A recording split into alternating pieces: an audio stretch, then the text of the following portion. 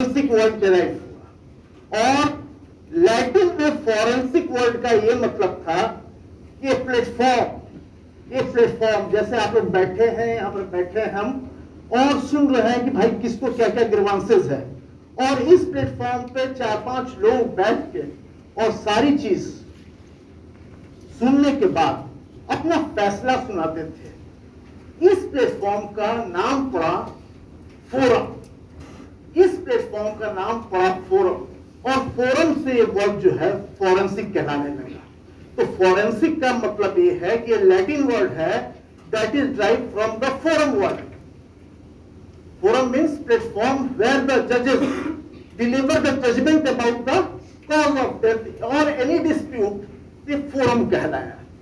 Forensic medicine का और भी कई नाम है, जैसे मेडिकल जूरिस्प्रूडेंस।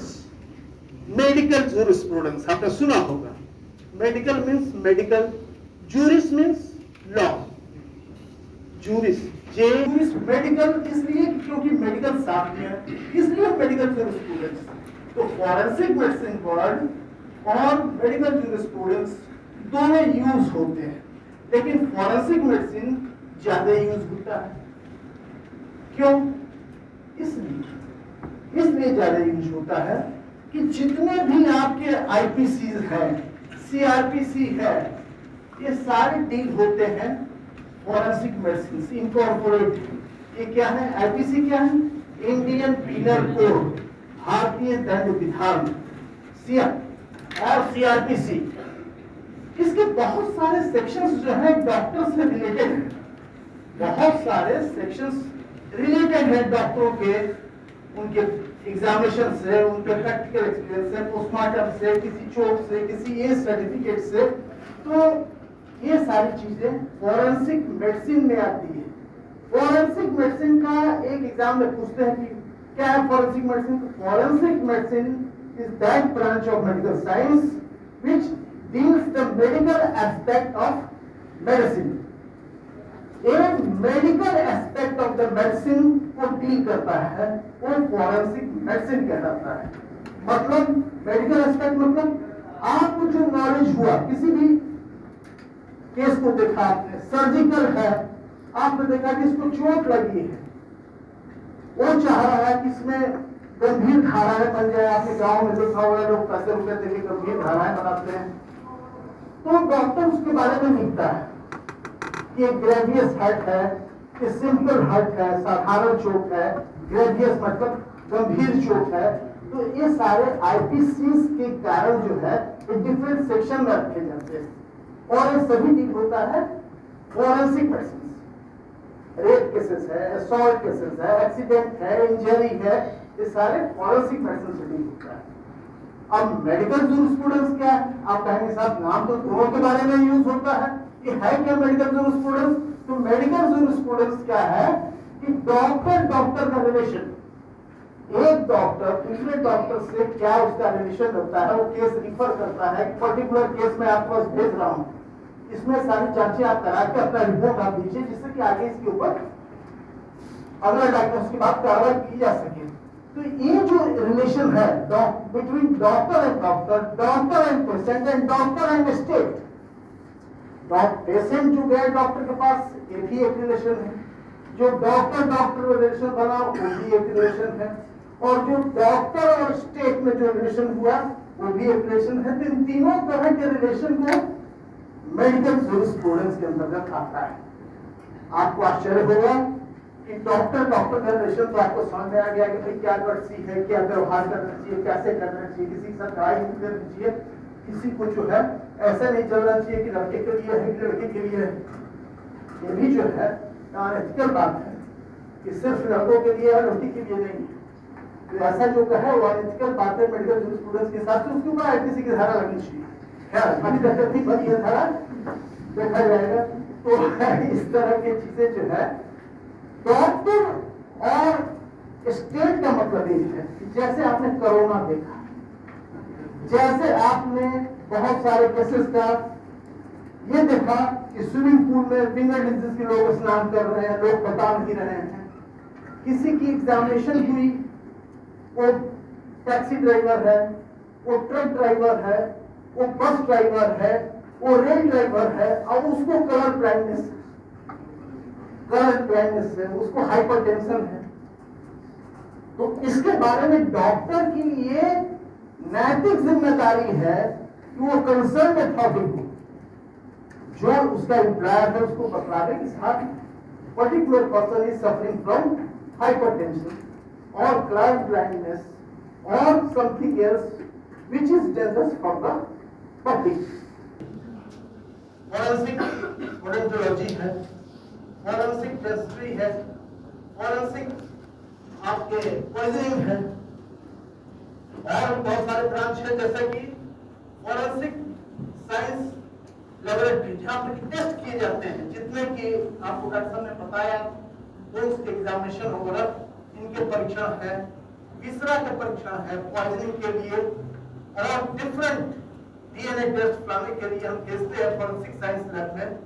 फिर फॉरेंसिक मेडिसिन का ही एक को ब्रांच, एक्चुअली ये मेन ब्रांच नहीं, ये को ब्रांच है, क्योंकि जो फॉरेंसिक साइंस लैब में एक्सपर्ट होता है वो मेडिकल मैन नहीं होता है, वो जो है MSc science, BSc science, physics और केमिस्ट्री का विद्वान होता है, न कि वो मेडिकल का डॉक्टर। जहर खाया, सारी टॉक्सिकोलॉजी में डील होती है, और डॉक्टर जानने के बाद भी ये केस जो है ये विश्व विज्ञान का है, कभी नहीं लिखता है कि cause of death due to poisoning, वो लिखता है it is suspected case of poisoning, क्योंकि आप कंफर्म नहीं है, you are not the scientific expert of the case. Scientific expert कौन है? फॉरेंसिक साइंस लैब का डॉक्टर है, जो डिटेक्ट करके बताता है कि इसकी ऑर्गेनोफॉस्फोरस कंपाउंड से, इसकी अल्कोहल पॉइजनिंग से डेथ हुई है, वही पॉइजन लिखा जाता है। Next history. हाँ,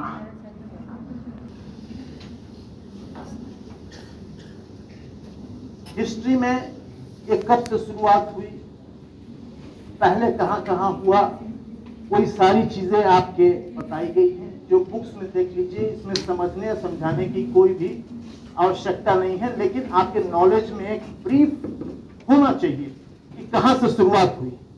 और सबसे पहले जो है इंडिया में मैड्रास मेडिकल कॉलेज में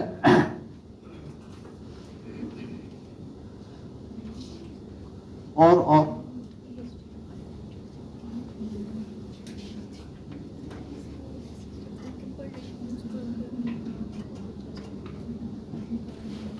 देश के सबसे बड़े विद्वानों में से फॉरेंसिक के डॉक्टर मोदी साहब थे, जो किंग जॉर्ज मेडिकल कॉलेज के थे, और जिन्होंने अपने हाथ से काफी ऑटोप्सी किए, उसके ऊपर रिसर्च किया, और इतने कम एज में, although he was only the reader of the department, लेकिन भीष्म पितामह, उस आदमी का आज भी कोई तुलना नहीं है।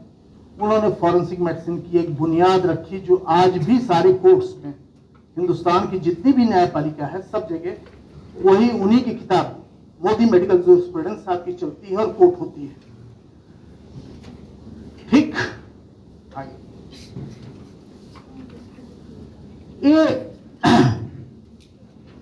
डिफरेंट डेथ्स हैं, डिफरेंट डेथ्स हैं। डेथ कितने प्रकार की होती है? नेचुरल मतलब आप देख रहे हैं, लोग 75 साल, 80 साल, 90 साल के हो गए, ओल्ड एज के कारण डेथ हो गई, नेचुरल डेथ हो गई। कुछ लोगों की अनएक्सपेक्टेड डेथ होती है, अर्ली स्टेज में होती है, किसी की किसी चोट के कारण होती है, किसी की पॉइजनिंग के कारण होती है, रोड एक्सीडेंट के कारण होती है, तो अननेचुरल डेथ में ही आते हैं। सस्पेक्टेड, संदिग्ध, अनएक्सपेक्टेड मतलब अविश्वसनीय, ठीक ठाक आदमी है, मर गया। तो ऐसे सभी डेथ का वो जो है पुलिस के पास रिपोर्ट होना चाहिए, जो पुलिस के पास रिपोर्ट होती है। लोग गए, गंगा जमुना सब है, संगम में नहाने के लिए 4 साथी गए, उसमें से 1 साथी डूब गया, 3 साथी रह गए। भले ही सामने डूबा है आदमी, लेकिन उसकी ऑटोप्सी जरूर होगी। इस देश में ऑटोप्सी ये जरूरी है, इसका इंपॉर्टेंस आप समझ रहे हैं कि one of the most strongest lady, late Shrimati Indira Gandhi, इतना मैं आयरन लेडी कहता हूं, और उस लेडी का ऑटोप्सी हुआ क्योंकि उनकी हत्या कर दी गई थी। तो किसी भी अननेचुरल डेथ में, अनएक्सपेक्टेड डेथ में, ये पोस्टमार्टम जरूरी है कि to find out the exact cause of death, कितने इंजरी हुई डेड बॉडी में, कितने बुलेट्स उसमें पाए गए, कहां कहां गए, किन किन ऑर्गन पे उन्होंने पेनिट्रेट किया, डैमेज किया, किसके कारण, किस वाइटल ऑर्गन में लगा जिसके कारण डेथ हुई। इसलिए पोस्टमार्टम होना जरूरी है। आगे